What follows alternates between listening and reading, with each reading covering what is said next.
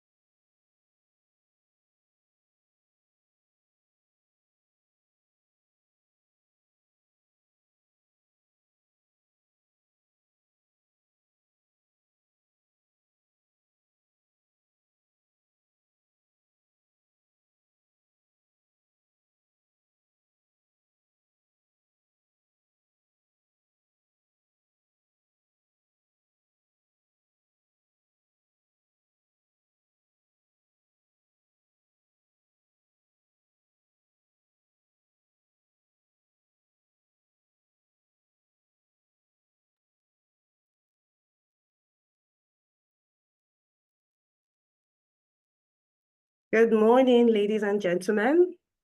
Our dear alumni of Lagos Business School Alumni Association, we're pleased to welcome you to our own International Women's Day event and celebration of women in leadership.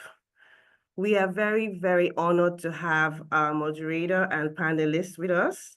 And our moderator is none other than our own president, Dr. Owen Diana Omogiafor.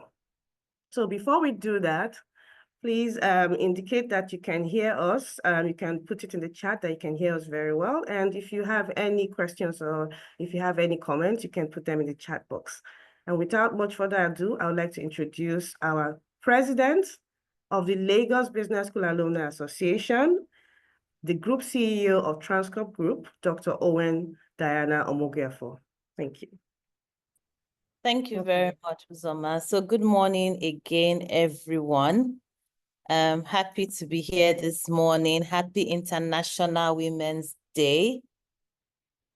Happy International Women's Day, everyone. Happy to welcome the panelists. Very, very happy to have everybody here right now. I see we have people joining, so I think we should just allow a couple more minutes. So we have but trust us, we will be done just as we have just as we have said we're going to do. So very happy to have you. Uzo, if you can be kind enough to send me the documents, please.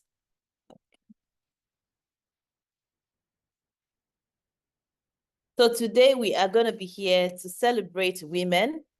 Oh, thank you so much. Celebrate women, celebrate women, celebrate women. Everybody's excited. International Women's Day. And now that has metamorphosed into, as we call it, International Women's Month. It's so exciting for us to be here today. I want to thank the Dean, Dean Professor Olayinka David West, for creating the time to be here. Our dear panelists, we have Adebola Williams. Adebola, if you can put on your video, please. You're very much welcome. And we have Folusho Badamosi. Uzoma, please, can you reach out to Tara? She's having some challenges joining. Please do so quickly. Thank you. The host, can you help to prompt Debola to put on his video? And Folusho as well. Thank you. So Debola, you're welcome. Happy to have you here this morning speaking. And Folusho, very much welcome. Let me take a pause and have Uzoma read the bios of those who are joining us this morning, please. Uzoma, if you can please come back on to do so.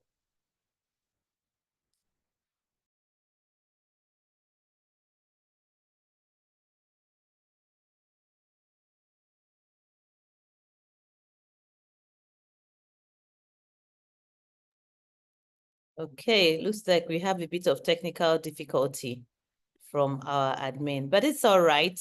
We would move on into our conversation. So thank you again for everyone for being here. It's really an exciting time, exciting period to be a woman. Very, very exciting. Can we give some, use some emojis to just express our happiness at being here this morning, what it means to you to be here right now. Oh, and the beautiful Tara just joined us. Thank you so very much, Tara. Thank you. Let's see it in the chat box. Yeah, how we are. I think I'll start. Let me drop mine. Hang on. Let's see if I can get this properly. Yes, a red heart. A red heart for how I feel about being here this morning. Red heart. Okay, I don't think I should be introducing myself. I think just suffice to say that I am the president of the Lagos Business School Alumni Association, a very proud one. Can we move to the next intro, please? Let's move to the next one. And I have the honor of introducing Mrs. Folusho Badamosi, the mother of our superstar. She is a transformation-driven leader, leveraging technology and education for impact. She leads the 10 Million African Girls campaign at the Junior Achievement Africa, empowering young girls through education, entrepreneurship, and leadership. She's co-founded and serves as a trustee of Serving with Love Foundation and sits on the boards of Swift Network, Consult Technologies, Intense Digital, and also the advisory board of Africa Agility. very well celebrated. She holds a BSc in Computer Science, an MSc in Management Information System with certification from Yale. Felicia, what I see that's missing in your profile is the Lagos Business School. You have 1 year to correct that quickly so that you're well-grounded and very much in here.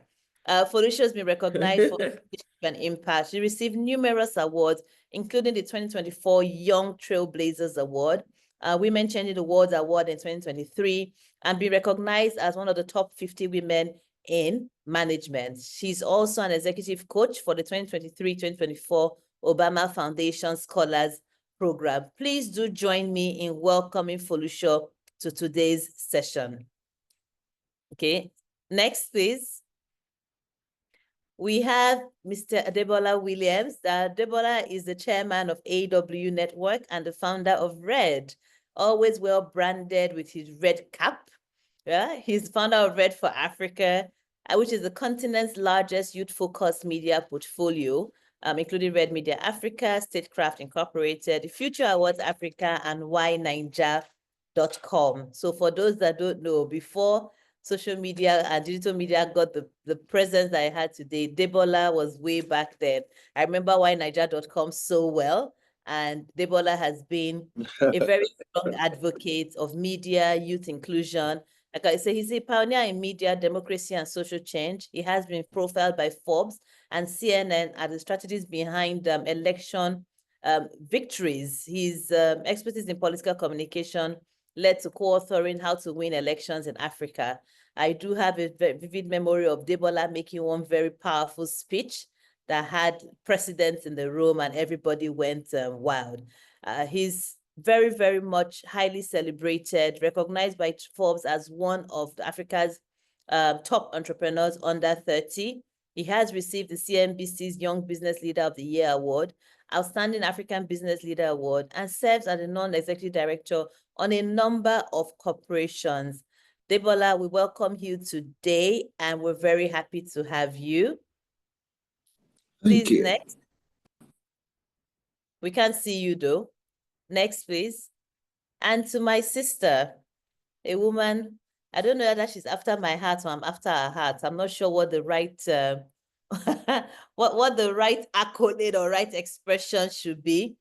So Mrs. Tara Feladuro-Toye is she's a pioneer in the pioneering beauty entrepreneur who revolutionized Nigeria's professional makeup industry in the late 90s. Please note, 90s.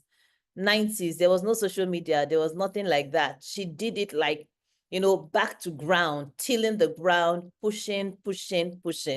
She is the founder and CEO of House of Tara International, a leading indigenous beauty brand. In fact, I'm going to recap that, say a leading international beauty brand with indigenous roots. That's my description for that. She's a champion of female entrepreneurship and has empowered thousands through the Tara Beauty Entrepreneur Initiative and continues to shape the industry through mentorship and training programs. A very vocal and strong advocate for impact-driven businesses and is a solid role model for women in businesses. She's received so many awards. I'm not even, no, I can't. So many awards and has received national recognition for social impact and job creation. This profile that is here, as you can see, Felicia, take notes. She's an alumna of the Lagos Business School, first things first, INSEAD, Yale, Stanford, Harvard, and she serves on so many boards. Tara, thank you so much for creating the time to join us this morning. I believe the last person, although I wonder if I have to introduce the last person, I'm not sure all of us will be here, and that is our own dear Professor Inka David West, our very amazing, amazing dean. She's the dean of the Lagos Business School. She's somebody that we all know and we all love. The only intro I'm just going to provide for Prof is to say that we thank you for leading our school and to say that the Alumni Association, we are here to support and work with the school to advance the oasis of sanity that is our school and the principles upon which we thrive. So let's dive in. Thank you so much. I mean, we can see that we have such an amazing set of people here with us today. And let me also thank the Alumni Association for the role that they have played in putting this together. It actually took it way beyond. I was so surprised when Tara sent me the newspaper advertisement. I had no clue about it at all. So thank you so much. So we're here to discuss something very critical. Women. How do we drive inclusion? How do we get more women at the helm? How do we get more women to participate in the talk, participate in driving businesses? And I'm just going to, let's jump into it real quick. Our dear Prof, I would like to start with you.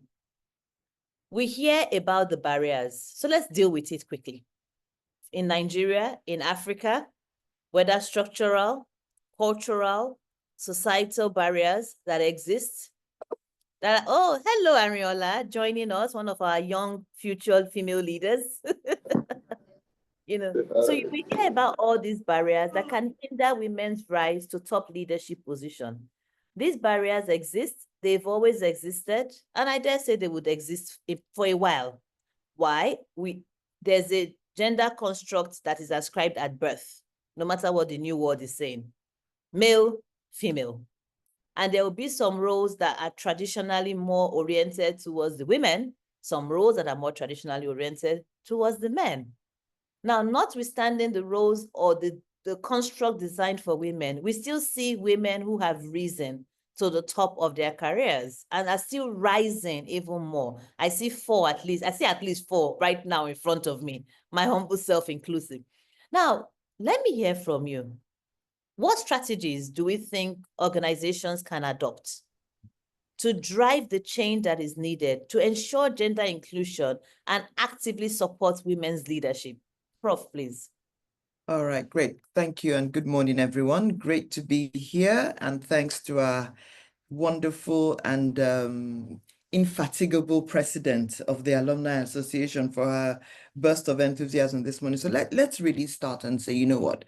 Let's first give a round of applause to women. Women have done exceptionally well to be able to get to where they've gotten to in spite of all the boundaries and all the barriers. So I think that let's always put that up front as well. So we're not really just talking without acknowledging the fact that women have faced several barriers, but they're really, really still doing great. So let's break it down and start again. So first of all, structural barriers. When we say structural barriers, first and foremost, it's really different things. And I'll use a framework, which we call a gender at work framework, to describe some of these things, right? And when you look at it across two, if you look at a drawing matrix, right, there's the informal and formal side, and then there's the individual and systemic side, okay? And all these things are framed within the same language. So when you look at the individual and informal, there's the women themselves, like you said, Owen. Women have already been brought up to believe that, oh gosh, we're only supposed to wear certain roles, do certain things, and men the other way. So there's that consciousness and capability. So when we look at capability, we have to ask ourselves, do women have the same access to education and training? Do they have access to finance and resources that can enable them? And then when we think about, oh, do the workplace policies and practices support them? And then you look at the informal side as well, and you now start to look at the cultural norms.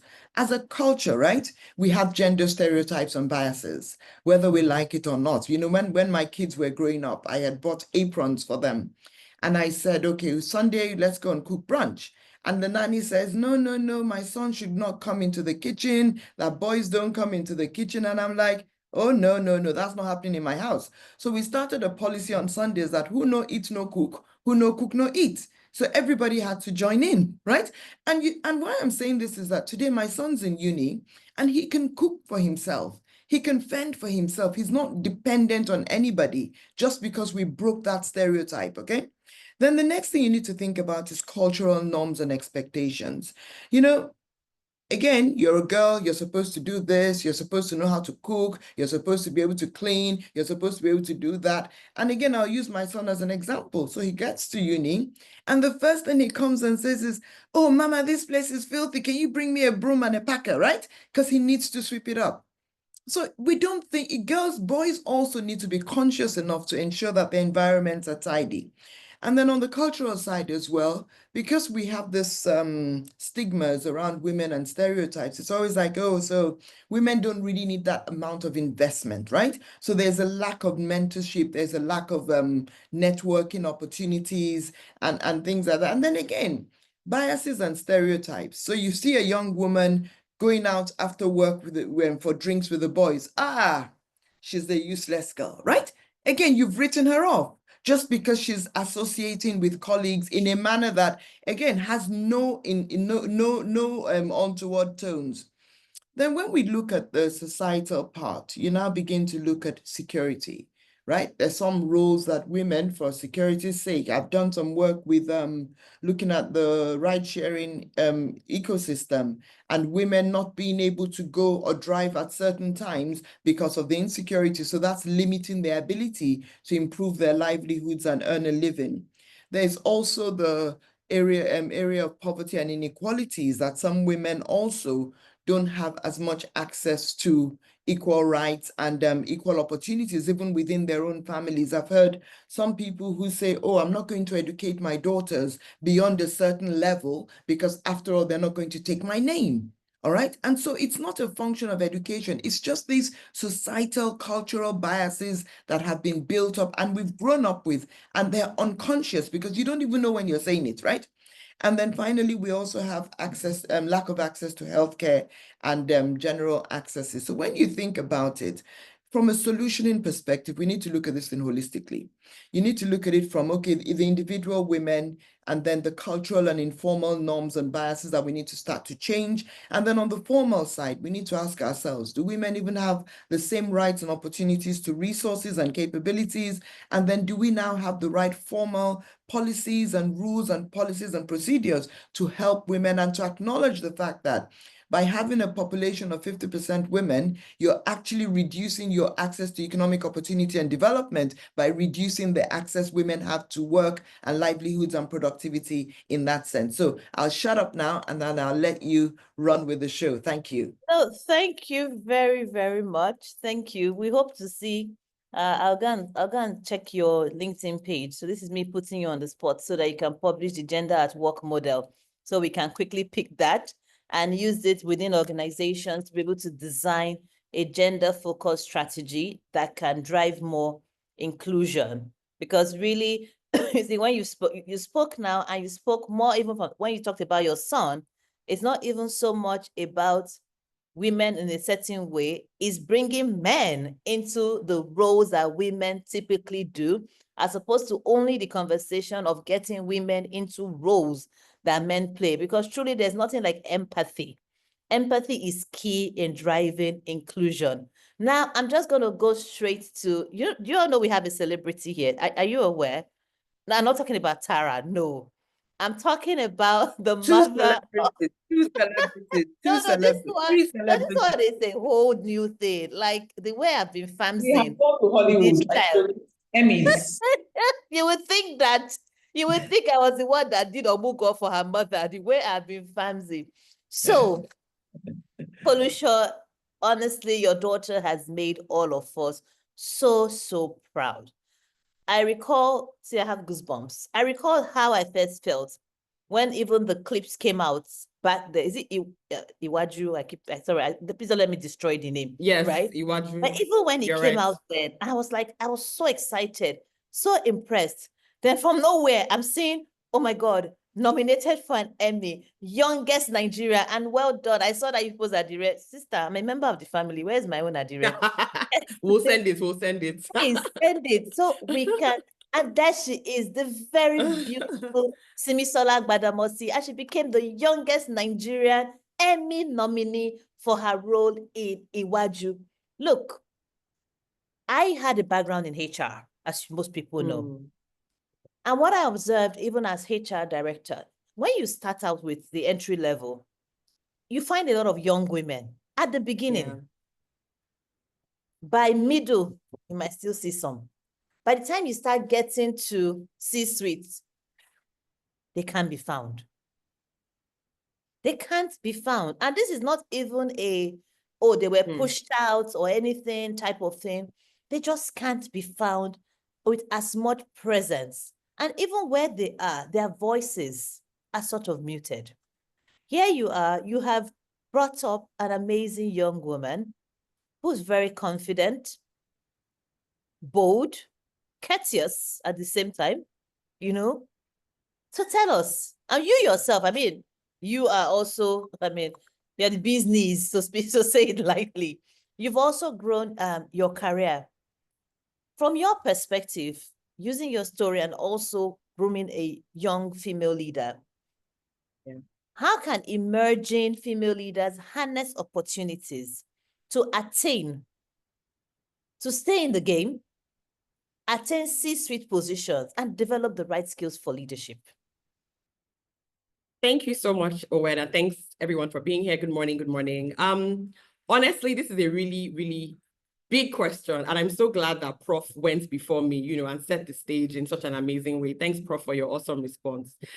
I think that one of the biggest things that we need to start with is the role of upbringing. Honestly, the role of upbringing can never be understated, can never be overstated when it comes to our kind of societies and communities. Prof gave some really excellent examples, you know, about how she brought up her son and her daughter, and she wasn't, you know, making it as though there were certain roles for only women and only men, because she knew that her son, at some point, he's going to be on his own and he has to be able to take care of himself. I was brought up in a very, everybody needs to know how to do everything kind of a home. I have 2 sisters and 1 brother. I'm the firstborn.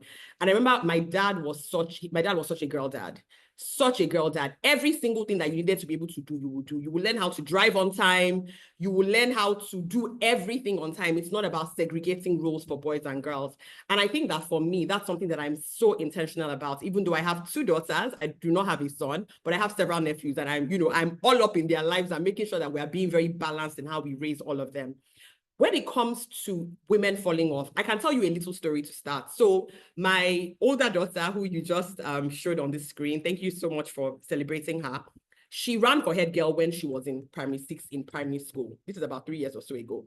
And you know what she said to me? She said to me, "Mommy, only 2 girls are running for head girls. Meanwhile, like 10 boys are running for head boy. All the girls are running for every other position except for head girl, and I don't understand why." And I remember going to school and talking to some of the moms, and I was like, "Mommies, we have to stop this thing. We have already started programming these girls from a young age that they cannot be head girl. Even if you don't win, it doesn't matter, just run." Simisola was naughtiest boys in the class are running for head boy. Meanwhile, the girls that should be running, they are not running. I mean, she was like, "I mean, it's okay, but I don't understand why," you know, and we had that whole conversation. And I realized that even amongst us, you know, that have gone to amazing schools like LBS, we are still almost like promoting some of those things that we don't like even amongst our children. So just to let all the parents on here know, and even the aunties and the uncles, anybody that has any sort of, you know, power over the life of any young person, let us stop indirectly making our girls from when they are young feel like there are certain rules that, no, it's not for you. Oh, don't do that one. Why not? What's the worst that would happen? They will say no, and then you get something else great. So I really think that the reason that we see less females all the way up actually starts from those structural issues, like Prof had clearly stated, and like this kind of example that I just gave, because I see even many exposed people who I know want the best for their children, still limiting their daughters in very indirect ways. Now, to the core of the question, I think that preparation meets opportunity. I mean, you can't, as a woman in Nigeria, as an African woman, let's not play around. Opportunities are not just sitting around waiting for you. You honestly have to be prepared so that when you see an opportunity, you jump into it. One thing that I've learned personally from my career and, you know, building and transitioning from sector to sector, because I have a bachelor's degree in computer science and now I'm in the international development space, is that women especially, we have to be very intentional about not just delivering on the job. We need to deliver on the job and we need to even be exceptional, because we know that even that delivery sometimes is not seen. But we must be intentional about discovering our talents. What makes you you? What makes you unique? Developing those talents into strengths, getting the skills that you need to get to the destination that you want without waiting for anybody to give you the permission to do so. I see so many women who almost are waiting for somebody to tell them, oh, it's okay for you to do this. No, you cannot be that woman. You honestly have to be very, very intentional. And I know that we are tired of that word, but it's just the truth. I can't think of any word that encompasses it better than that. You have to go beyond delivering on your job. You have to go beyond just thinking about, oh, I'm just here to earn a paycheck. What are those things about you that are so unique, so great, that when you do them in the workplace, you actually make your workplace a better place? So you are delivering value beyond your role. You're not just filling a role, you are a value creator. I think that is one of the biggest things that I've seen help myself, and not just myself, but many amazing women that are within my community and my networks. Also, great networks, great networks, great networks. Listen, like attracts like. You have to always elevate yourself to levels above what your mind is able to even conceive, right? So you can't constantly be around the kind of women that okay, these women, they're my friends, they've been my friends for a long time, but there's just something about them that maybe, I know that next level, it can't be with them. They can still be your friends, but you need to elevate yourself. And that's why there's so many opportunities these days. I mean, there's so many organizations, I won't mention any, but there's so many that are helping women, elevate their mindsets, elevate their networks as well. So we really have to be very intentional about surrounding ourselves with the right people as women, because it really does make a difference. Last but not the least for me is visibility. So many women feel like, oh, I don't want to be so visible because it looks like I'm tooting my own horn. It looks like I'm bragging. Ladies and gentlemen, ladies and ladies, actually, focus on the ladies. Women, it is a must. See, a lot of times women are doing amazing work and nobody knows. I've seen so many women that would tell you all the great things that they've done and nobody knows, even in the workplace. I'm not even talking about visibility as in on LinkedIn and all of that. I'm saying even within your own organization, right? You need to position yourself for opportunities. You need to let your voice be heard. When you are in meetings and questions are being asked or, opinions are being given, raise your hand and speak, whether you are introverted or extroverted. It doesn't really matter.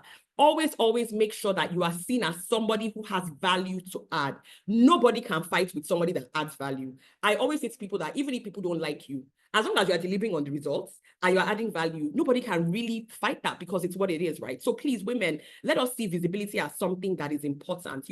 Imagine the impact of positioning yourself for things that helps you break barriers and open up doors for other women. Because the truth is that the more you break a barrier, the more you are actually indirectly opening up doors for people that will come behind you years and years and years after, right? We see what happened in the banking industry, like Owen was speaking about at the very beginning. That really opened up a lot of doors for a lot of women. But imagine that those women were not prepared, or imagine that they were not positioned right, we would not have that. So it's extremely important for us as women not to just think about ourselves. Women, we are nurturers, we are community builders. For every barrier you break and for every door you open, you're not just doing it for yourself, you are doing it for thousands and thousands of women that will come after you. Thank you. Thank you very much, Felicia. Like super excellent. Preparation meets opportunity. Women, we need to be intentional. Please, let's stop being so shy. Look, there's a refined way of blowing your horn, right? Do it. Because you just have to. Felicia, when you spoke, I recently had an opportunity. I was facilitating a class somewhere. And I was talking, a young lady in the room, she was like, oh, something happened in the office. She wasn't invited. And then she asked, oh, this, that. So I then explained to her, because I happen to be a part of the people that do the other organizing. I said, oh, the way I know they select people is that they look for people that they think will enjoy the event, right? So maybe they just thought you didn't think she would enjoy it. She's like, oh, but that's so, they're just judging me because of how I physically appear, this, that. And I said to her, my dear, in the office, how are you showing up yourself? Because it is the vibe you are putting out there is what your leaders have used to judge that you would not find this useful. Because she was telling me, oh, in my life, some people are so skilled, they have work life different from life. They're very skilled. I'm not that skilled. I'm learning. I'm the one person anywhere you find me, right? And I'm like, okay. So she was like, no, in my life, I do this, I do that. I said, but your work life now does go, right? That you do this or you do that. And look at what has happened. She has now been inadvertently excluded when she wanted inclusion. And you be a value creator. If you've really created the scene, I'm now wondering, should I go to Debola? Should I go to Tara? But I think with this hot take, Tara, I'm really going to come to you now, right? I'm really, really going to come to you. And this powder you have used this morning, we need to talk because, I mean, you agree, right? Prof, you agree. You agree. No, we need to talk because I'm seeing something. I'm seeing a new product that you've not called me to come and see. You know, So now, Tara, you're phenomenal, right? And I'm not saying this just because you don't even know how long I have followed you. You don't know. I have followed you since when you did makeup for Ebisa. Then she was Ebisa Sisi. She's now Ebisa Kisoya. And you know how long, you know what I'm talking about. This is over 23 years ago is when I have followed you, because I've always liked the style that you put forward, you know, refining women's beauty, not transforming it to refining, playing on people's key futures. You know, yesterday I was where we were yesterday, you know, when the lady said, if you want the job done, give it to a woman. Well, there was a convening of some women leaders yesterday. So we know a lot gets given to us. Folushoye has said she's a first daughter. I am a first daughter. In the Igbo culture, they even have a name for the first daughter, Ada. A whole lot is given to you as a first daughter. Sometimes it's interesting, as the world evolves, you are given responsibility without authority. Very interesting position to be, because based on some societal things, there's that conversation of the man is still, but we are pushing and we are dealing. We juggle, we manage a lot. You know, I say to people, I say, please do not compare a working woman with a working man. It's no offense, nothing personal. It's just that more often than not, when the man closes from work and gets home, somebody is waiting, or a woman gets home and there's that engagement. Sometimes I say to my children, I say, people know you're from a two-parent household. They say, Mommy, yes, now, but we know what we go to daddy for. We know what we go to daddy for, and we know what we come to you. We know what we come to you for. Those down, if you like, have any schedule. Now, for our women, because we are so groomed on that homemaking, Ada, the bind, the glue, the uniter, you'll find we've always had women entrepreneurs, but they've done it almost like hobbies to keep busy while still being able to take care of that home front. You see women passing up on opportunities because they don't want to disturb the home front. You have built a business, a very strong business. I am extremely proud of the House of Tara brand. Extremely, extremely proud of that brand. You've built a business that has not only competed favorably, competed strongly. I make bold to say that you have unseated international brands. And even beyond that, you opened the world, you opened a way for Nigerian brands to come up. I see other Nigerian brands that pop up today. And so look, like our Nigerian makeup, skincare, and all of those things. The House of Tara is a story behind it. And you've done all of this and continue to do this whilst you are managing the multiple roles that you play. How have you achieved this? Was it easy? There was a time, there was one drama about trade copyright, when some people were doing, well, copyright, what's the word now? Counterfeiting. I remember Debola took that one very personal then, short of carrying campaign on Third Mainland Bridge. He went very personal. Remember? Wow. Of course I remember, because it was strong.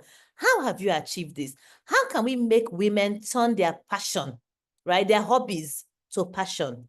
How can they scale up and build multi-million-dollar businesses while still being themselves? So please, Tara, over to you. And sorry if I'm putting you on the spot, but I just couldn't pass up on it. Hey, I lost you for a second at the end of the question. I just wanted to know how you've done it and what words you have for women to be able to turn these our hobbies, right? We have some social media people that tell you monetize your passion, monetize your talent. How have you done it? Because you've gone from women need to have makeup. You came in and took MAC and all the rest of them. You took them on with your full chest without the advantage of social media of today. So you use traditional word of mouth. So please, Tara, let's hear from you. Thank you very, very much, Owen. Owen is a big fan, Tara fan, House of Tara fan. She's always in our lunches when we launch new products. She's a woman supporter. I'm sure you can see how fluent she was when she was describing business. You know that this one is a real fan. So thank you, Owen, for always tooting my horn, and I appreciate that. And thank you, Dean, David West. It's lovely to see you again. My sister Folusho and my beloved brother Debola. So when I think about the question that you've asked, I like to just try and say it in a way that is easy for people to remember. I would say, first of all, building the business, building the people, and building myself. One of the ways that I have been able to take the business, scale it up, and still have my family life, because I think that's a huge part of how women are. The reason why when women return back after work, and it's different from men, is because of the sense of responsibility that we have. We could have come home too and just be like the man, and nobody's asking us questions, right? But because we already have that sense of responsibility, we already have the thing called guilt, mom guilt, that nobody gave us, that we gave ourselves. We already have all those issues, the standards that we set of ourselves for how our children should be, how they should behave. All these things drive us nuts. So when we return home, we want to make sure that we have it plugged. So I've had that. I've had, like anyone who's in the audience who's an entrepreneur, I just want you to know that I have mom guilt as well, like everybody else. And when I started my business, I did have, and I still sometimes, maybe not as much because the boys are older now, but this is the reality. But we keep moving forward. If you've started a business as a hobby and you've decided that you want to scale it, I would say believe in your vision. Very important. Belief is contagious. Believe in your vision, the vision that you have for your business. Let it articulate that vision. Let it be clear, right? Let it be clear to the man that you want to marry. Let it be clear to the man that you have married. Let it be clear to your sisters and your brothers. Let it be clear to your in-laws. Talk about it. Belief is contagious. The more you talk about it, you sell your vision to them. There's a reason why you're selling your vision to them. It's not just to sell your market, but to sell them to support you. Because one thing to build the business, but it's also one thing to build the system that will support you.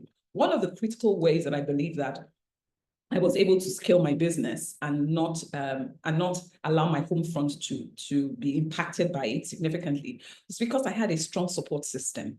And strong support system included my younger sisters who were part of my business. When I didn't have staff, my sisters helped with the kids. Every time when it's my children's birthday, especially my first son, my sisters always have pictures that they've hidden. And like, where did you get this picture from? Of course, when I dropped him off in 1004, when I dropped him off in my mom's house, there's so many pictures of them because I dropped them off. And one of the reasons why is because when you share your vision of what you're trying to do, and you're passionate about the business that you're building, you raise believers, people who want to support you so that you can succeed. And that's why I started by saying, articulate your vision and share it, because belief is contagious.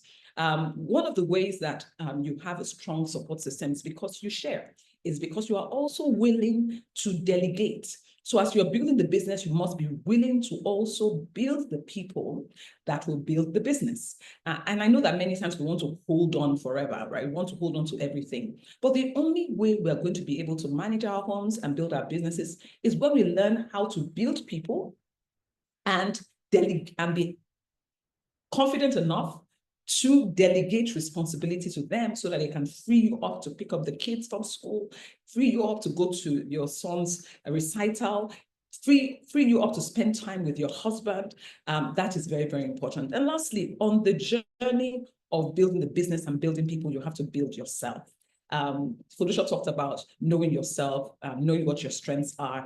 She's a strengths coach. I've also participated in her workshops. Know yourself, go and do that strengths coaching and learn about your strengths, about who you are, the areas where you are great. I sat down a few years ago and wrote down where are the areas of my strengths and what are the skills I can build in that area. And then became deliberate about increasing my skill set around the areas of my strength. So as you're building your business, you're building people, you must also build yourself. rest is also an important part of how we must build. We must build with ease. And sometimes we suffer from burnout, and the burnout is because we're not building ourselves. It's not just building yourself in terms of your career, but also building yourself in terms of your mental state of mind. I had a burnout many years ago that I had to go out and leave work for a period. And the reason why that happened was because I was working like as though there was no second life, right? Today, I've designed my lifestyle in a way that rest is a part of it. Once a week, I have a no phone day. Design yours and think about rest. What are the things that you enjoy doing? What are the things that give you ease? What are your stressors? What are your stress triggers? Identify them and find ways to block them. One of the things I've started to do as well is identify my joy triggers. What are the things that make me joyful? And in that exercise, I realized spending time with my mother's younger brother, my uncle, is a joy trigger for me. And so I designed my routines in a way that every public holiday, I go and visit him in a faraway place called Ejibo, right? And when I'm going, I leave my house at 6 o'clock in the morning. I pack the food and I'm going to take with me, and I spend the day with him watching Channels Television. From Channels Television, we go to TVC. From TVC, we go to NTA because he loves all those things. I dance the shekiri with him. When I get there, I eat some starch and banga. And then I come home energized and full of life simply because I have fed myself with what gives me joy. So A, build your business. 2, build the people that would help you, support you in the business and outside of the business. And lastly, build yourself. Thank you very much. Indeed, indeed. Fed myself with what gives me joy. That this is so amazing. You know, a lot of times you hear about stress triggers. So now look at it from the other lens. Joy, in fact, joy triggers. So amazing. And Tara, thanks for this, the banga and starch that you just threw in there. Again, amazing. You know, we talk about women supporting women. Truly, you should have that strong network around you. I recall being pregnant for my last child, and between Tara and Omoni Oboli, they took it upon themselves to be feeding me starch and owo, starch and banga. Oh yes, and in fact, no, really, take your kisses, take your flowers. Because they'll just send it. I'll just see it that it has appeared in my house. And I will eat because I was carrying our daughter. You know, Tara has boys, Omoni has boys, and I was pregnant with a girl, so she was our daughter. But Tara, honestly, very exciting. Build the business, build the people, build yourself. I really want to highlight that. Women, we need to build ourselves. Too often, we don't build ourselves. In fact, I want to check the statistics. I need to go and check the statistics. I suspect that women probably have more case of high blood pressure than men. I need to go and check it just to see because of the what we take on. But honestly, so great. Now let me move into Debola. Are you there? Are you with us? Right? Our Debola, our girl daddy to 100. Rihanna. You know, I love our he for she's. I here speaking to you. I've been a beneficiary and continue to be a beneficiary of having a very strong he for she supporter. I mean, no other person than, and please, you allow me, I have to blow this my trumpet because you have to, than the amazing Mr. Tony O. Elumelu, CFR himself. Yes, I mean, fantastic, and he's also our leader. Exactly, he's our leader. Very strong girl dad. We see him, including his daughter. I've seen Oge grow, and she's taking a leadership position, and she's driving. It was his birthday. Was it last week now? Gosh, time rose so quickly. And on birthday, when people collect gifts, he's gone on to empower 3,000 entrepreneurs across Africa, of which 40% were women, and they keep on pushing. So, Debola, our girl dad. And Debola here is very strong advocate for women. And in fact, I have met a number of top women through Debola. Last year, I got a recognition, most influential person of African descent. And the person who nominated me was someone that I met in Debola's house across the dining table. And she went on to do the nomination. That's the person of Stephanie. Stephanie Busari did the nomination. Debola does this. He would just call people. He would host, do it. He's never asked us one day to say, oh, support me financially to do it. No, he just does it. He will open his house. And let's thank Mrs. Williams. She's not here right now. And you've also gone on to publish a book called The African Power Girls. And again, thank you so much, Joshua, for sharing. African Power Girls, 2 years ago, you became a girl dad. We're really happy to have people like you involved. But now tell us, we read your bio. You have the opportunity to be in rooms, both in the private sector as well as the public sector. Yes, you've used your voice and strategies to win election. We clap for you. Now, taking it further, what kind of policies, what strategies do you think? I want this as strategies can we have in place that would actively drive gender inclusion? We will get to the topic of inclusion broadly at a future day, but this is International Women's Day, and the focus is on women. What do you think? What can we plan? What kind of role do you think the government can play in this? So let me give you an example. We have maternity leave of 12 weeks. In the US, they don't have those kind of things. If we didn't have statutory maternity leave, because it's expensive to let people go on maternity leave, will it Absolutely. happen? What kind of policies do we need? So please, by the way, Prof, I'm going to come with you on this as well. So please be ready. So thank you for having me, and I must of course acknowledge and celebrate you all power women who I'm privileged to be on the panel with this morning.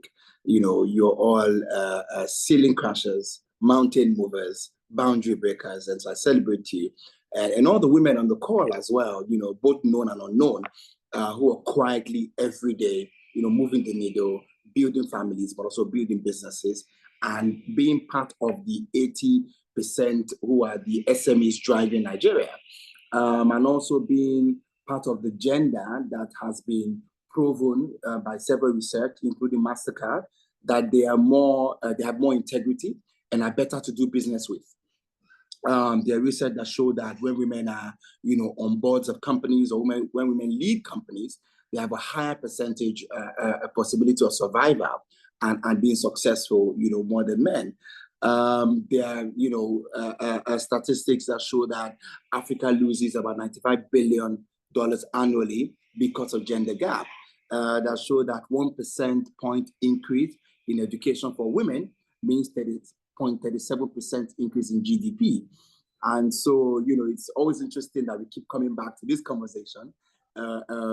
Despite all that, it points to the fact that it's just, it's a business case, it's a sensible thing to do.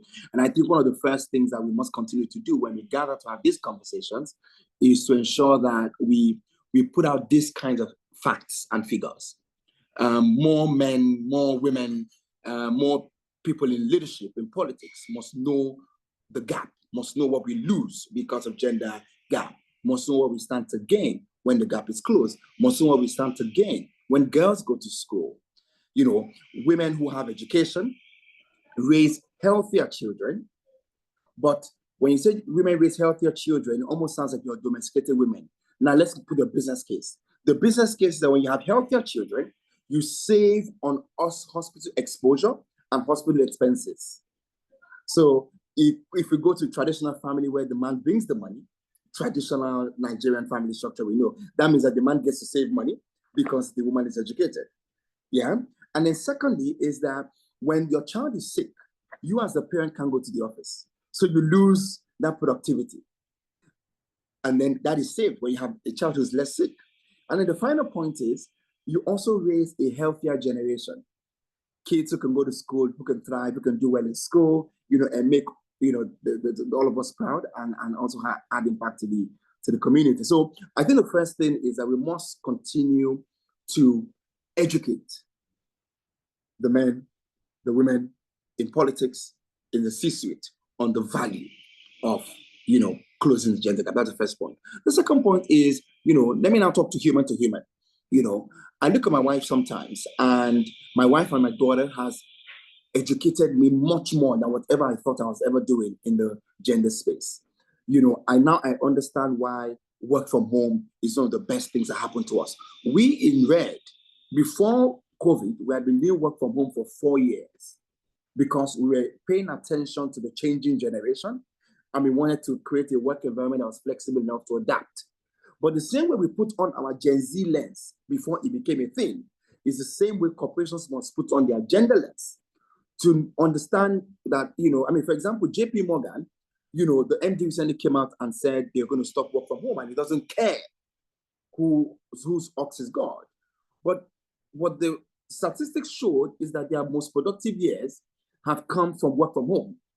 So it didn't make sense for him to advocate a full return to office when productivity hadn't dropped. So in paying attention to my wife, I can understand why, work from home actually has value. One, as long as it's not affecting the bottom line. And so we must get these kinds of facts and information to, the decision makers in the corporations to understand that work from home helps women, to be honest, in some cases more than men, but it doesn't drop productivity. My wife is happier to be at home to work from morning till midnight. When she goes to the office, she wants to finish the work and go home and separate church from state. But if you give her the privilege of working from home, where in the middle, she can see her daughter, she can do a few things, she's happy to give you more time. So there are all of those unspoken trade-offs that we can discuss when we are changing those structures to favor, I'll encourage that as many men on the call who have wives, sisters, and daughters to pay attention to the challenges they face and ask themselves, this challenge my daughter is facing, is it because she's a girl or is it because she's human? Whenever we find the ones that are because she's a girl, not because she's human, we should be aware enough to want to join in solving those problems. Because ultimately, it's us creating a better world. Every one of us has a woman around us, either the mother who birthed us, our wives, or our daughters, or our sisters. And I do not think that any man on this call wants their sisters suppressed, wants their wives not doing well in any shape or form. We must also acknowledge that men have privileges. We'll be lying to ourselves. If we say, oh no, but it's just normal, we will be lying to ourselves. We must acknowledge it. Now, when we acknowledge it, we must also pay attention to negative masculinity. We sit in rooms as men where people are denying women of opportunities just because they are women. Do not be a party to that. Do not be a party to that. So either you're sitting on the floor at the Senate, in a room in some government office, or in a C-suite, do not be a party to negative masculinity. I think the other point that might be important is also that as men, we need to be unashamed in supporting women. I find that sometimes a senator who is male wants to propose a bill, but because it's a bill supporting women, he doesn't want to look to the boys' club as though he's a sellout. If we truly want to make the world a better place, we must not be ashamed of being seen. Because for men, it's about behavior change. And the best way to change behaviors is by modeling. It's what we see. We become what we see. What society glorifies multiplies. And so we must not be ashamed. And I think the final point I'm going to make is that we should also be comfortable to make symbolic moments where you can show that as a man, you're supporting women. Be comfortable to speak up in symbolic moments when the world is watching and take sides with women. Because to make behavior change, it is by seeing what the other person has done. And so when we pay attention to all of these things, we can then put a better cap in designing the policies and the strategies that can create an accelerated path towards closing the gender gap. Hi. Thank you very much. Thank you. Thank you so much, Debola. Thank you. I said we need to be unashamed in supporting women. In fact, I'm even going to take it away from men. It's both sides. And I think I would even take it even beyond just the gender conversation. It's just broadly, we shouldn't be unashamed in supporting what is right. I like something Debola has also said. When you're facing a challenge, is the challenge being faced because you're a woman? Or is the challenge being faced because you're human? And I mean, especially in today's world, we're hearing so many things, racism and biases and so on. There's just so many situations you can put that in place. We've also heard about putting on your gender lenses. Putting on your gender lens is really, really critical. And it's something that we should indeed look to see how we'll drive it further. But you see, I've put Prof on the hot seat for a while now, and I'm just going to go let me say, put you out of your misery, Prof. But you see, Lagos Business School, you advise a lot. You get into rooms that we don't get into, okay? You get into rooms that we don't get into. We have top institutions in Nigeria and internationally sending their leaders, their executives, to come to the Lagos Business School to understand and learn how to do business. Not just do business, but to do business ethically. And I know that part of the gender inclusion is part of what organizations are also focusing on. We've seen quite significant so once upon a time, I didn't believe in positive discrimination because I say, I prefer positive action being where you are creating more policies that can have more women in than positive discrimination. Positive discrimination is quota system type thing, right? Because I used to say, I don't want to be appointed because you just want a number. But as I've gone on to evolve and understand that there's room for both of them. Because sometimes if you do not have a quota system, people will not do it. I used the example of maternity leave earlier on. But just because you have a quota does not mean that they will put the wrong people. Because like Debola also said, see when Debola was talking about work from home, right? He said something as a pure businessman. He said, so long as it does not affect the bottom line, right? So he's not trying to be woke or trying to be the Gen Z favorite uncle or anything like that. He's saying you can work from home, but the day it affects my bottom line, it's gone. Right. So, Prof, let me hear from you. Women, how do we distinguish ourselves? How can we work with corporations to there be advancement? How do we break more into male-dominated industries? I am a woman working in a male-dominated industry and happy working with my team, the progress that we've made. But how do we take it further? Building our personal brand, managing the bias, and just, please. Okay. So one thing Felicia said is she studied computer science. So did I. So you won't believe it. So my first 10 years of work were in tech. And I remember in those days, tech wasn't as fancy as it is today. So everything was manual. And so I was a systems administrator.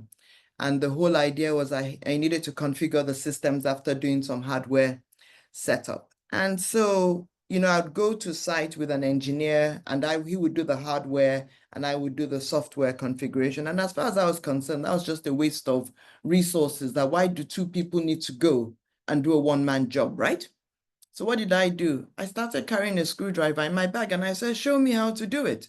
Right? So I would go on my own, do the hardware setup, and then do the software setup as well. And that basically meant that I would crawl under a table, bring out a computer, open it up, take out the cards, do the interrupts and things like that. So bottom line is, women, we need to show up. There's no such thing as a damsel in distress, I'm sorry to say. So if you want to be respected, when Felicia was talking about her dad, teaching, insisting that they drove. My dad went a step further. First of all, you must learn how to drive at night. So all this one of, oh, I can't see at night, I can't drive at night, doesn't happen. Second of all, you must know how to change a tire. So there's no one of damsel in distress. So, and honestly speaking, we're all human beings, right? In terms of our physical nature. The only thing that differentiates us is our organs and our sex organs. So there's nothing about the biology that says that a woman shouldn't do this, a woman shouldn't do that. So when I was in tech and I used to carry a screwdriver in my bag, and sometimes I would go out with my mini skirts and I would still get the job done. And nobody cares who gets the job done as long as it is done. So sometimes when we start saying, oh, I can't do this because I can't do that because, we need to now break those barriers. And sometimes we women are the ones that bring that to the table. But you see, you have to earn your stripes, right? Respect begets respect. You can't sort of say, oh, I just want to start at the top. How do you grow to the top? Because that respect is really about what you said, Owen. You show up and you demonstrate that you can do things. Another thing that happened to me very early on in my career was I was curious. Right? So I studied computer science. I was interested more in the business side and the system side, but they used to do all sorts of engineering things. So one day I went to meet one guy and said, oh, what are you guys doing? Tell me about it. And he was like, you've come again, you asked too many questions. And I'm like, yes, I want to know. And bottom line is, so I went somewhere and I was telling, so my boss was explaining to me one day, and he was now explaining to me, and every now and then we now used to have these conversations and sit down and chat and explain to me, oh, this is what we're doing, this is what we're not doing. And I worked in a company where the other day I saw a post of firsts of Tara Systems, right? And Tara Systems was basically, we did a lot of firsts in the IT space in Nigeria, and that was back in the early 90s and late 80s, right? So we did a lot of stuff in the IT space, but we produced people who were, I call them gladiators, because gladiators are not taking no for an answer. And that's what women need to do. You need to not take no for an answer. You can't do this. Who says? And I like, you know, the Toyosi, my friend, has done this AI film, Make Motion, right? And the tagline is, who says you can't do it? Who, the people that are doing it, do they have two heads? And we need to ask ourselves those things and challenge ourselves. So women, I'm sorry, it's not easy, but you know what? You have to rise up and step into the role. So what distinguishes ourselves? Distinguishing ourselves is about getting the job done, full stop. It's not about the, you know, and again, women, stereotypes have labeled us that, oh, when a woman insists on getting things done, oh, she's very wicked. When a man insists on getting things done, he's affirmative. Call me wicked, oh. Call me affirmative, oh. Just do the work, right? And that's it. So there's no discrimination in that. So, but you realize that in Nigeria, around the world, because if you look at what's going on in America nowadays, where this concept of diversity is being expunged from language and things like that, we also need to realize that we're all at different levels of our thinking. And this whole concept of male dominance is a thing of the mind. I studied computer science, I worked in tech. Nobody can tell me that they're better than me because they're male. Okay, so let's scrap all those things. So male dominance really means women, we need to show up more, and we need to do more, and we need to sort of challenge. And, you know, tell them to just shove them aside and tell them to get out of your way and move on. So what do we do in terms of personal branding? I think my colleagues, Felicia, Adebola, and Tara have said it all. You need to excel. You know, there's no, and Owen, you also said it, tokenism. I don't want people to give me a role because I'm a woman. I want them to give me a role because they think I am far capable and I can get the job done. So again, we need to do that. We need to have what I call business enablers as well, both personal and professional. And when I say personal as well, that's the home. The last thing you need is a husband that is telling you, oh, you can't do this, you need permission to do this, you need permission to do that. So, and that ecosystem needs to work, right? So you need men, more he for she's, because living with a high achiever women can be a bit of a stump, right? So you need he for she's to encourage you and grow you on. And then for you as well, you need to continue, you know, Tara said it in terms of your self-care, your mental health, your nurturing of yourself, your loving of yourself. It is so, so, so important. Sometimes we women, we want to sacrifice everything for everybody else, and then you put yourself down so much. So building your self-esteem. And then the final thing is having different groups of friends. You know, friends are part of this enabling system, but again, you need different groups of friends. There's a friend that you do your spa day with. There's a friend that you talk business with. There's a friend that you go and have lunch and hang out with. You know, so you need a community of people. But again, it's also giving. So when you ask yourself, are you receiving? Then ask yourself, how much are you also giving? What are you sowing into other people's lives? Right? Because sometimes we want to be, you know, the negative, take, but what are you sowing into other people's lives? And I think gentlemen as well need to be mindful of this. And sometimes I think that we pay much attention to women, but we're not also paying the same attention to men. Men also young men need to be raised to deal with empowered women. Don't forget that they came out of traditional homes. And in a traditional home, the man is the head of the house. So and Deborah said something, we're all brought up by experience, right? So if somebody's normal this is what my house did, this is what my mother did, this is what my father did, that is their normal. And then you bring him into a home with a young lady like a Tara that is running her business and maybe sometimes making more money than the husband. And he's looking at all this and saying, but my mother wasn't like this. It creates friction, right? And we need to realize that those frictions are not necessary. So Felicia said this thing starts in the home, but Felicia, don't forget that not all homes are functional, right? So you have dysfunctional homes.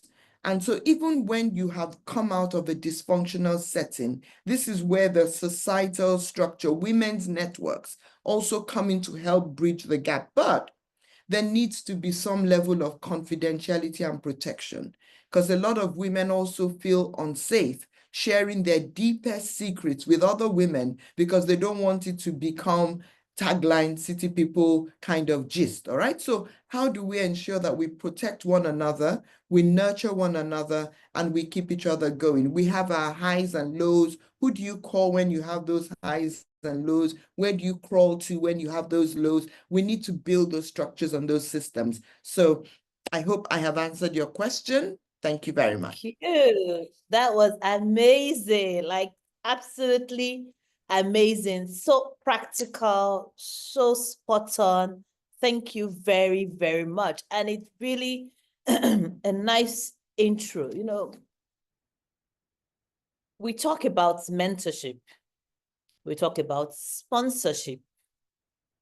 You've mentioned that not everyone has the privilege of coming from a functional home, right? And even in today's world, we're seeing more and more of dysfunction. That you have that dysfunctional background. Does that mean you should be written off? Does that mean that there's no more hope? What else is available to you to be able to have that discernment between what is good and what is bad, right from wrong? So Felicia, I want to come to you now. We have to start wrapping up. But really exciting conversations. Let me talk. I want to hear you. Just your thoughts. I didn't even know Tara mentioned about your strength coach. I didn't know that. Of course, I'm going to come right after to know, to even learn about that. Tell me, what are your thoughts? What's the role mentorship and sponsorship can play in supporting women's career growth? We've just heard the prof tell us about creating safe spaces. So please, Felicia, over to you. Thank you. Thank you so much, everyone. This has really been a very powerful session. I'm learning a lot as well. I love the things that Prof said about, communities and sowing and reaping, especially because I honestly am one of the biggest advocates of having a community for every season and for every reason, especially as women, because women more so than men, I think, have all these different seasons of life, where some of them, you honestly just don't know what's going on. And you're like, I need to speak to people that can understand, right? Also, sowing and reaping is so important. I think everybody needs to remember that we ultimately reap what we sow, So if you sow good, you reap good. If you sow good relationships, you sow mentorship, you sow kind, good, valuable things, you would also reap that. Okay. So for this whole thing about mentorship and sponsorship, first of all, I don't want people to over-fixate on the terms. And the reason is because I think there's been a lot of, bad press given to mentorship, especially. I hear a lot of women saying, oh, mentorship, this mentorship, that. See, all of us can and should be mentors. All of us can and should be sponsors, when you give a great example about how you were nominated for an award because of a dinner that you went to at Debola's house and somebody just went ahead and nominated you. These are the kind of examples that I'm talking about. Real everyday living, not saying, oh, I'm necessarily part of a structured program. I like structured mentorship programs. I benefited from them. I am a great advocate for them, but I also think that sometimes we overstructure these things and people don't understand that even though they want mentorship and sponsorship, they can also be mentors and sponsors. Everybody on this call, is an alumni of this fantastic institution called Lagos Business School. Everybody on this call should be mentoring and sponsoring one way or the other, whether formally or informally. It is a game changer. Now, there's a whole aspect of this as well, for people that are in limited environments. I often hear women saying, oh, I don't live in a place, or I'm not in a place where I can have like a physical mentor. The internet is a game changer. There are so many digital communities now that we must be leveraging. I cannot tell you the number of people I that live in Lagos, which is a very big city, have met online, that have been a great part of my story, that have helped me in ways that I cannot even quantify, you know, just because I'm very intentional about leveraging, you know, digital communities. Now, when we say digital communities, WhatsApp is a digital community, right? So don't start thinking, LinkedIn, WhatsApp, you know, instead of forwarding random messages and having random chats, why don't you connect with people in groups and on communities that can be a game changer for your life? You know, I think for us as women, honestly, we already know that it is tough for us naturally. I mean, let's not pretend it's tough. It's tougher for women. We need to be intentional in the kind of things that we expose ourselves to, the kind of groups we're even on. I have been on WhatsApp groups where I have seen opportunities that have changed my life. You know, they've been game changers for me. And so I think it's about us as women, you know, thinking about the fact that, okay, while, you know, there's all of these things that seemingly are working against us, especially in societies like ours. And let's not pretend, there are many things that work against us. I mean, over the past few weeks, we've seen things that have given all of us a big headache. Let's not pretend. But I also think that we are very blessed to be in a time that many of our mothers, our grandmothers did not have, where we have digital communities, where we have women that are speaking up more than ever before, where we even have platforms like this, you know, where we're saying, okay, yes, we are part of an alumni association, but we also want to celebrate International Women's Day. We want to empower women. We want to have these conversations. So I think for me, the summary of it is that those things are very important, but let us also look within. Let us also give, right? So let us not always think about what we can receive. Let's think about what we can give. And ladies, whenever you have the opportunity to support, speak for, advocate for women, please do so. I mean, everybody has spoken about that today in such eloquent and beautiful ways. We've gotten the statistics, you know, we've seen the reality, we've seen the raw examples here. Tara was talking about how Owen has always been supportive of her business. I mean, you don't need much more than this kind of a platform where you've actually seen the live examples. But I want us to not overthink it.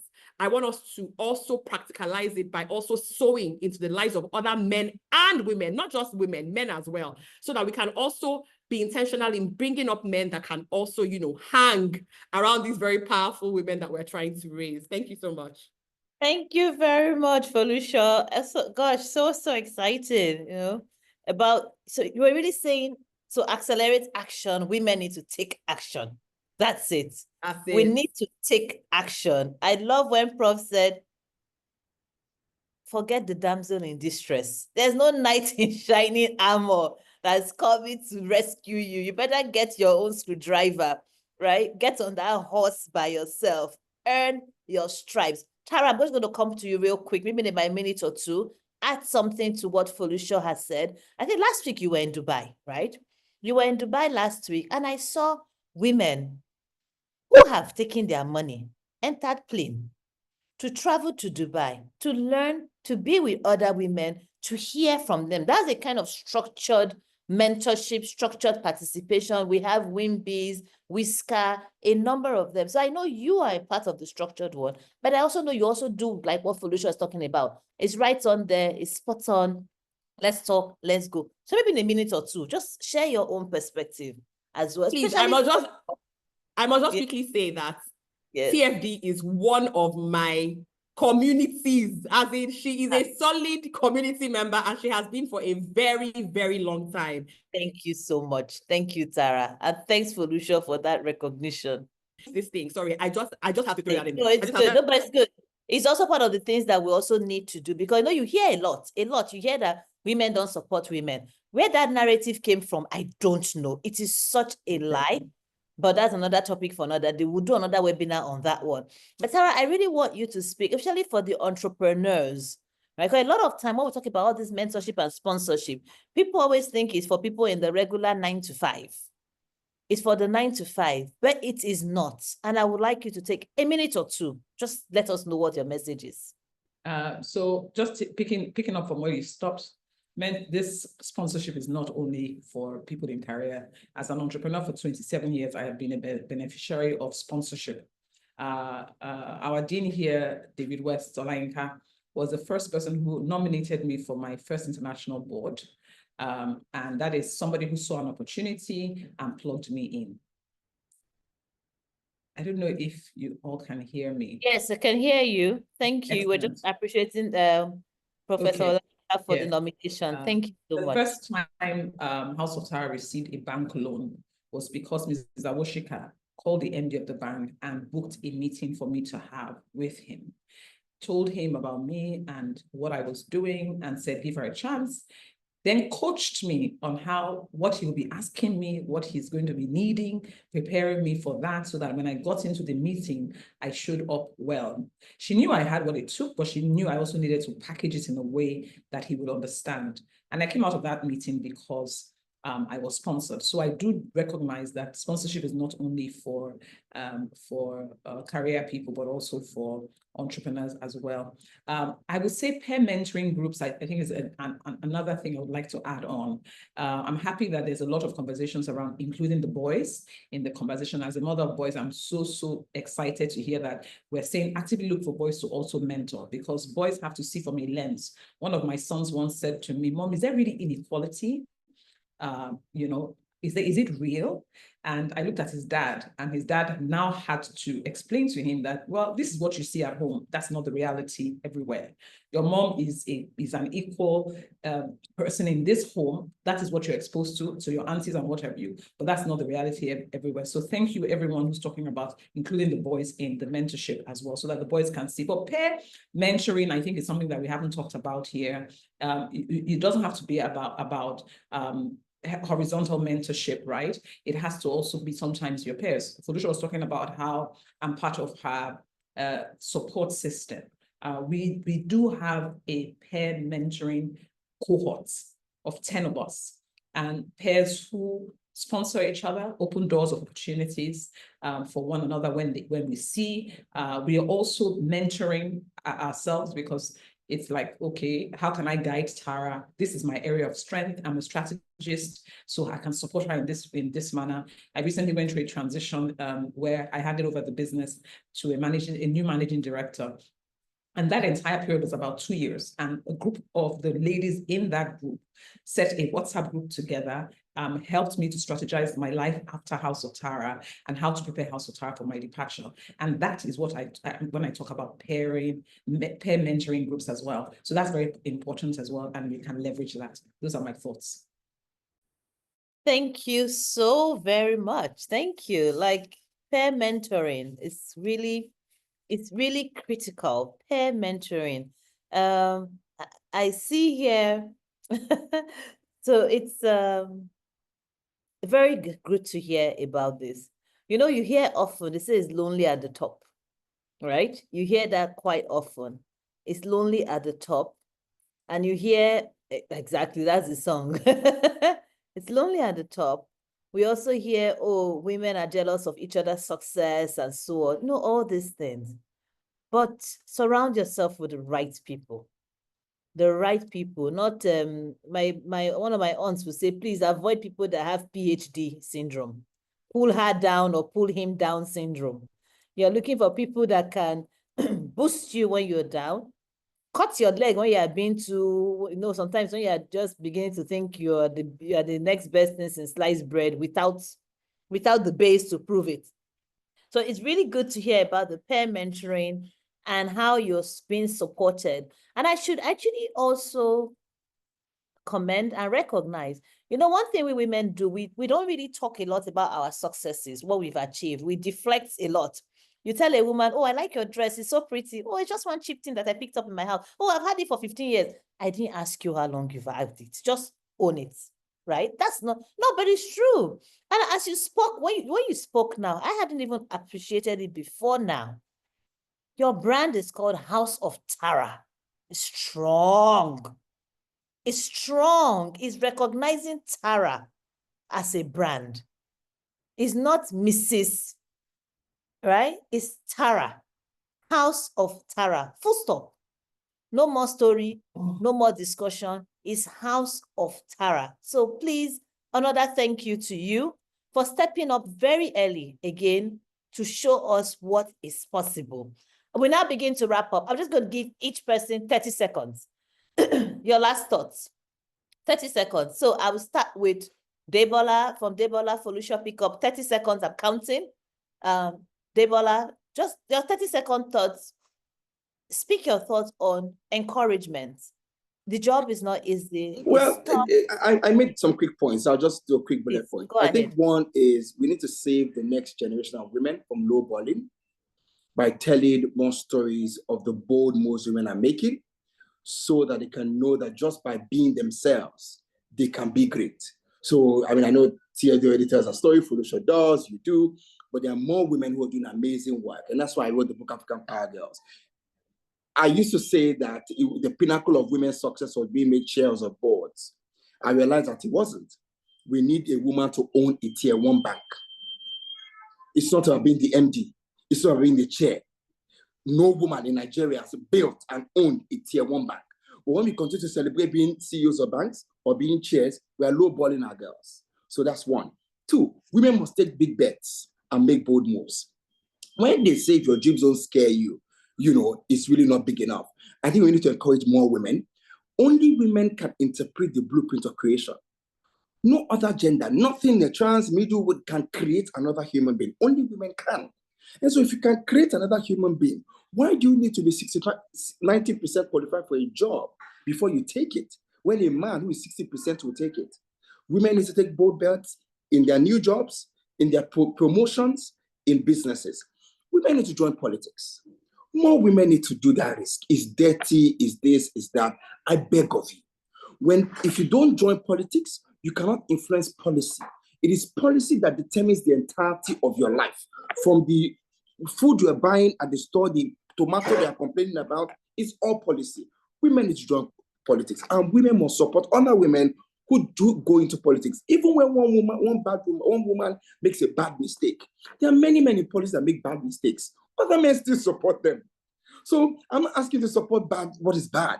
I'm just saying don't just rule out because one woman made a mistake. They now cancel and rule out every other person. And finally, when you get to the top, pull up other women. It's no longer cool to say, oh, I'm the woman in the boys' club. I'm the woman that understands how to play men politics. It's no longer cool. There are two reasons why you need to do this. One, because you begin to lose your feminine energy once you're the only woman there and you're there for a long time. And then you begin to think like men, because men are more malleable with certain things. But the reason we need women is that the world will go to, forgive my French, I really want to say it, please, the world will go to the dogs. Okay, let me not say the word I want to say. The world will go to the dogs if you don't have people who hold on to that path and say, this is what we need to do. Men can, do arrangements and, let's do it this way. Yeah? So don't lose your feminine energy. The second point and final on that bringing women in is that when decisions are being made about women, you don't want to be a lone voice. You need other people who wear the same gender lens as you, even not just about women, but about human beings, because women have more empathy. Women can see a seed. Men, you need to be a fruit for them to see you and believe in you. But women nurture. So when you want to make those decisions that better our society, that impact human beings, you need other women on board to join you to cast that vote. Those are my final words. Thank you very much. Felicia, please, over to you. 30 seconds. Okay, I'll try. So I wanted to say that previous generations have broken down barriers that we all enjoy today, many of which we can't even imagine not enjoying, right? Because they just seem so basic. But it took active, participation from women to do certain things. Every woman on this call is a great woman doing big things. You are all alumni of a great institution. I want to really harp on the fact that representation and visibility really matter. Young girls, young women, even our peers sometimes are looking at us and they need us to be present. They need us to represent. They need us to be visible so that they can see the possibilities of what they can really do. So I want us all to be very intentional about not just occupying spaces, but being intentional about how we are visible, how we are showing the representation, how we are speaking, how we are, sharing these messages and letting women know that these things are possible.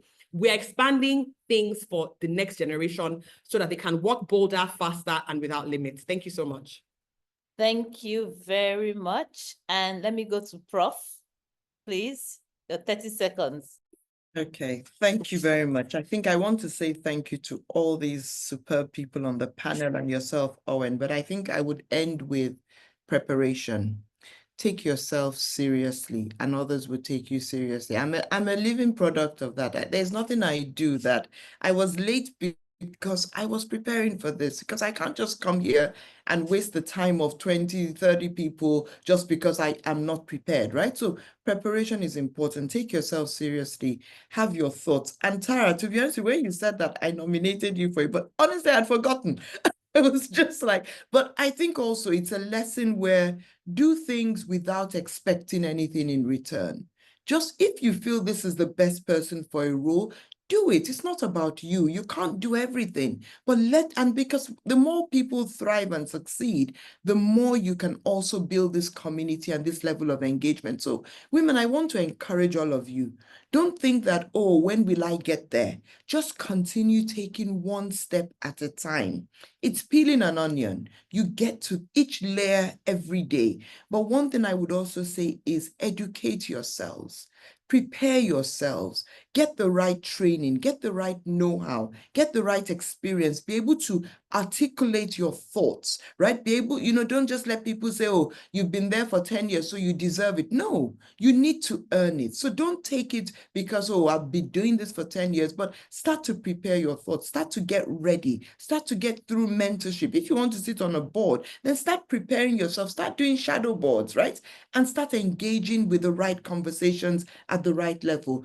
LBS has a world of programs that you can come and take, and then you become a member of this fabulous alumni association, and then you get to hang out with peeps like these ones as well. And that's what it takes. So please, don't be discouraged. Just continue doing what you're doing, and we will see you where you get to. Thank you very much. Thank you very much. Thank you very much, Prof. And now to Tara. You are good enough. You are good enough. You don't need another certification. You don't need another degree. What you have is sufficient. So start from where you are. And start from where you are is about visibility. So I'm going to re-emphasize what Felicia says. If you have a private Instagram page, open it up. We want the girls to see you. Somebody's closing their eyes. Open it. One practical thing to do. Prof, why are you hiding your face? one practical step to take today is if you have a private page on social media, open it up. If you don't want to open it up because it's very personal, open a new one and start from where you are. Your voice counts. Your voice is needed. We are all unique, and we all have a unique message. If your voice is not being heard, you're depriving the world of all the amazing things that you bring to the world. Thank you. Thank you so very, very much. This has been fantastic, and I can't thank you enough. So many things. I have learned tremendously. This has been it's been a nurturing and training session. I've learned so much. I've written down. You can hear things, but then you come back and you see it. Please, alumni office, it will be great if we can do a sort of summary of what has been discussed, the key points, and let's send it to all our everybody in our network so they can participate in this. Okay, see it. Yes, Prof. And Precious has a question in the chat, just in case you've missed it. Okay, all right. Precious Adehu. Oh, yeah. Okay, let me try and find it. I'm going to close out soon. Okay, I think I'll just address in the last comments. What we did was to send it out for everybody to send in their questions. I will try to summarize. But I'm also going to look at the question here. Since Prof has drawn attention, how do you help women who have a mindset of this is who I am mindset, especially when they always bring emotions into the equation, even when it comes to work, like when a woman begins to cry in a management meeting? Okay, that's a very, very interesting. It's a very interesting one. So women, we can be, different people, sorry, hold on. Different people have different ways they deal with stuff. Emotions, we talk about emotional intelligence. And if I remember when I did my authentic leadership and training with Lagos Business Schools, one of the things that I also learned, emotional intelligence is understanding the right emotions to capture or to marshal at a time to get the outcome that you want to get, right? Do not become a pretender. However, look at yourself and say, how do I want to be seen? How do I want to project myself? What's the perception that I want people to have of me?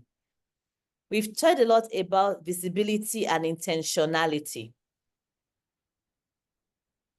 If you know the image you are projecting, whether it's by crying in the management meeting or so, if you think crying is going to help you in your organization, by all means cry. But if you know that the crying is not helping you, you better stop crying. And you need to go into preparedness. And on this session today, we've heard about joy triggers. Know your joy triggers, as well as know your stress triggers. If there's something that is beginning to upset you, how about checking out mentally from that meeting and then locking into your joy triggers and going in there to know what will help you go through. If you know you're going to be a bit emotional, you can just keep quiet. I have been reflecting a whole lot on the power of silence. It's such a strong tool, the power of silence, because when you are silent in the face of extreme aggravation, especially in a corporate world of larger pro, others will rise up and speak for you. Interestingly enough, you will not be the one to defend yourself. There are other people that will come on to stand for you and fight for you. And get your mentors. I think this has been said very much. Tara, I really want to thank you for the charge. Prof, I'm going to come and chase you down. Open your pages. We need to have positive role models for our next generation and even for those who are our peers today.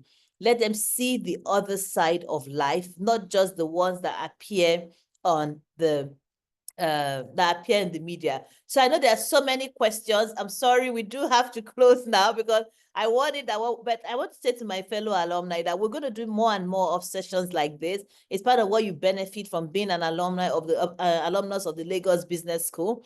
I want to very wholeheartedly thank all our panelists, and I want to especially thank Dr. Frank Aigbogun. I've been told that he got our flyer and went on to share it in Business Day. Please, I just really want to appreciate him for that and to say very big thank you. Thank you to the panelists. Thank you to the Alumni Association. Thank you to everyone who has joined. Please share the word. Please keep it going. Let us know that we have to drive more participation, more inclusion. And like I said during the call as we were speaking, the best way to accelerate action is simply to act. So thank you all, ladies and gentlemen, and enjoy the long weekend. Bye, everyone. Thank you.